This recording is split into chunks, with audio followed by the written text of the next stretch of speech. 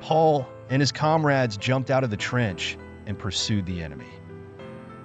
The author wrote, "A young French soldier fell behind, and we caught up with him. He raised his hands, still holding a revolver. Who knew if he meant to shoot or surrender? So a shovel came down, splitting his face." That was how their first battle ended. The French charge repulsed, the Germans countercharging and killing the straggling French soldiers one by one. Days passed like this, with attacks and counterattacks, and the shell holes between the trenches filled gradually with bodies. The good news was that Paul and his comrades no longer had to fight rats at night. The rats no longer stole their food, finding other things to eat, gnawing on the bodies in the shell holes. Here's a brief background to the battle in the First World War. The battle took place between 1916 and 1917. Initially, the Central Powers, Germany and Austria-Hungary, attempted a blitzkrieg, a plan for quick strikes, quick conclusions, and quick occupation. Unexpectedly, the Allied powers' resistance proved stubborn, turning the blitzkrieg into a trench warfare, a seesaw battle, and a war of attrition. Every day, Paul and his comrades faced strafing winds, covering artillery fire, mines, gas, tanks, machine guns, and grenades. The author wrote like this, "We watched a living man's head blown off. We saw a soldier running, blown off his legs, struggling to crawl to the next shell hole with a broken body. A private first class dragged his shattered knees 2 kilometers with his hands. Another private first class ran to the aid station with his intestines gushing out. We saw people with no mouth, no chin, or no face. This leave stripped Paul of his role and self-identity entirely. At home, he would recall the front lines, with his mind filled with shells, gas, killing bullets. Yet back at the front, thoughts of home would linger. Because he was a child, he couldn't forget the warmth his family provided. This shift in space, left Paul unsure of who he was. Sometimes a soldier, sometimes a child, feeling wrong no matter what he did. 4. Wavering. A young soldier's reflection on war. Paul returned to the military camp, but didn't immediately head to the front lines. He was sent to a field camp near which there was a huge Russian prisoner of war camp. Although the author completed this novel in just 6 weeks, its plot design is remarkably intricate.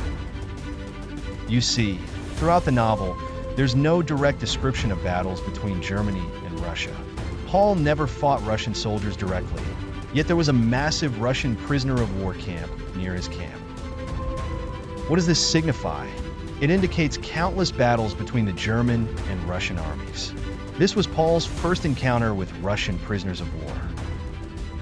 What were the Russian prisoners like? The author writes, "Their faces made one think deeply. They were the faces of honest peasants, with broad foreheads, wide noses, thick lips, with strong hands and thick curly hair. They should really be working on the fields, harvesting, picking apples. They seemed kinder than our Frisian farmers.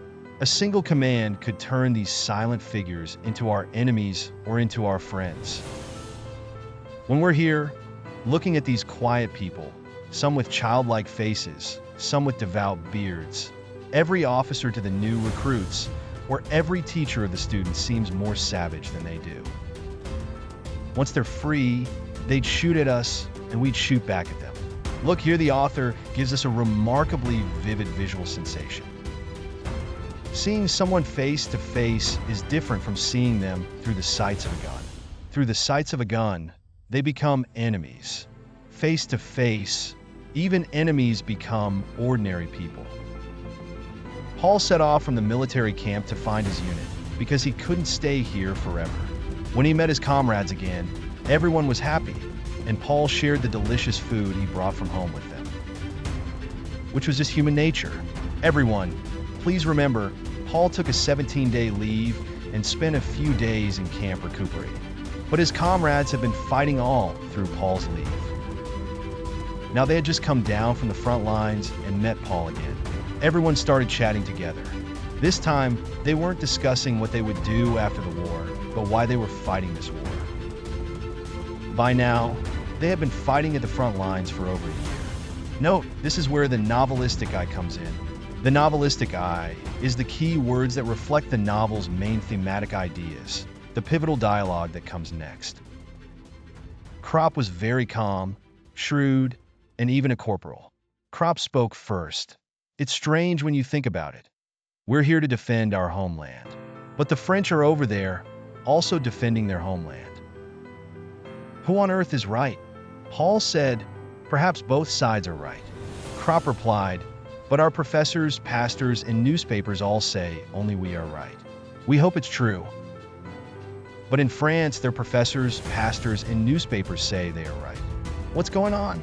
At this point, Gadin joined in.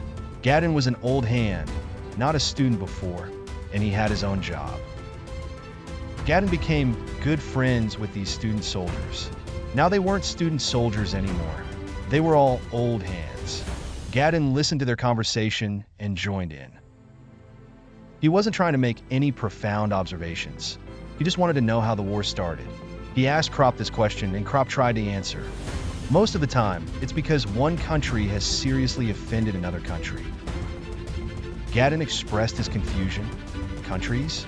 I don't understand this at all. How can a mountain in Germany offend a mountain in France? Or a river, a forest, a rice field? They can't possibly offend each other. Another soldier, Kat, said, think about it, most of us are just ordinary people. And on the French battlefield, it's mostly workers, craftsmen, and clerks too. So why would a French mechanic or shoemaker necessarily want to attack us? It's the will of those in power. Before going to the front lines, I had never seen a Frenchman, and most French hadn't seen us either.